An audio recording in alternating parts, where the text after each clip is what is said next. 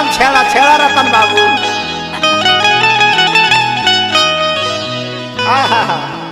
बेंजू के मैं रीड एकदम खिवा दो। कहाँ सिखले रही साली सिखले होली में चोली न पहने छौड़ी बड़ी बार अरे न रखे जबन पा दुपट्टा। अरे भाई रे ए शत्रुघ्न बाबू आजकल का फैशन हो गइल बा लड़की मुंह बांध के जाता रही सब लड़का देखले बा देखी का कहता हर की होली में चोली न पहने छौड़ी अरे न रखे जबन पा दुपट्टा। तो मुहमा बनहले होई त बुझी हो खेला रही अपाका। अरे अरे होली अगल बाबू तम हवा बनहले होई त बुझी हो कि खेला रही अपाका।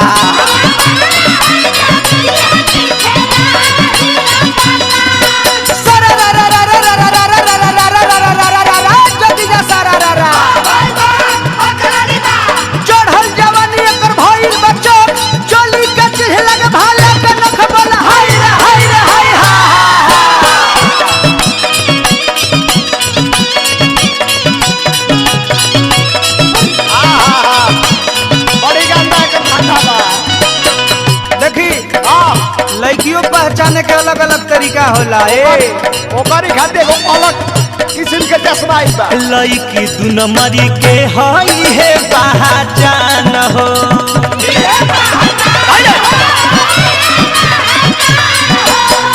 छोटे उम्र में खैले होई ढेर सामान हो।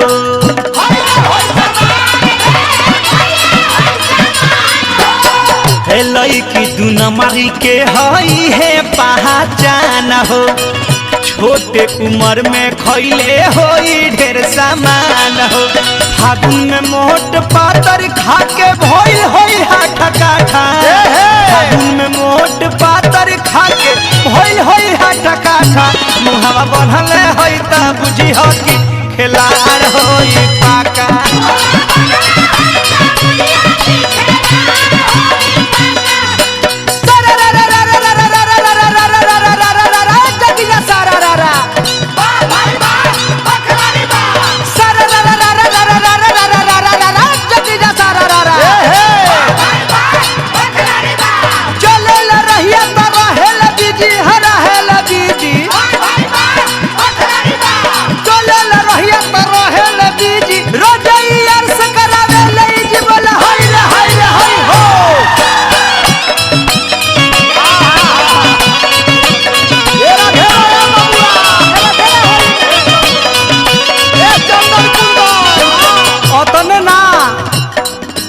कबो रेस्टोरेंट में जाती है कबो पार्क में जाती है आ कबो स्टेशनों पर मिलती है। 11 गो धराई रही कबो रेस्टोरेंट कबो डाले बियर बार में।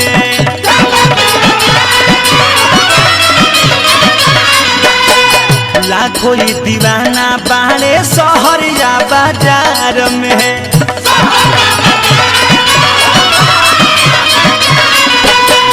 कबो रेस्टोरेंट कबो डाले बियर बार में। लाखों दीवाना बाड़े शहर या बाजार में। चले रही तो मचे तबाही मारल पीछे से धाका। चले रही तो मचे तबाही मारल पीछे से धाका।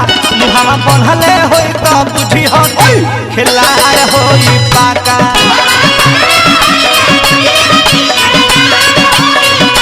मुहवा बनहले होई तो बुझी हो कि खिलाड़ होई पाका।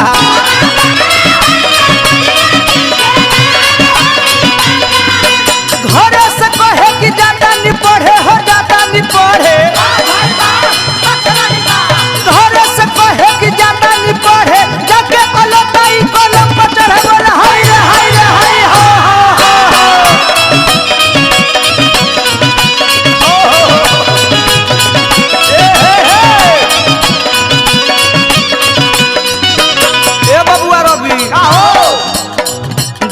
भर के छाटल हिया जानतावे दिला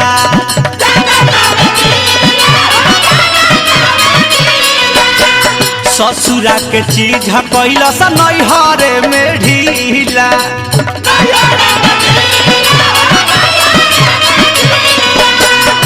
गाँव भर के छाटल हिया जानतावे दिला ससुरा के चीज कैला सा नैहरे में ढीला अरुण बिहारी से कके यारी पर्वत के लौलस घाटा अरुण बिहारी से कके यारी पर्वत के देवेले घाटा मुहावा बढ़ले होई तो कुछ हकी खेला रही पाका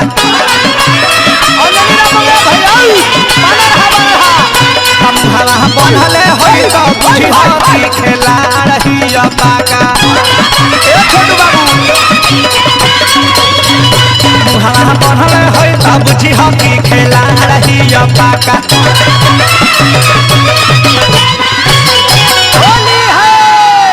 केहू से नहीं खिसई चिन्ह हाथ बाबुओ से अपना ना खिलाड़ लागत तरी सन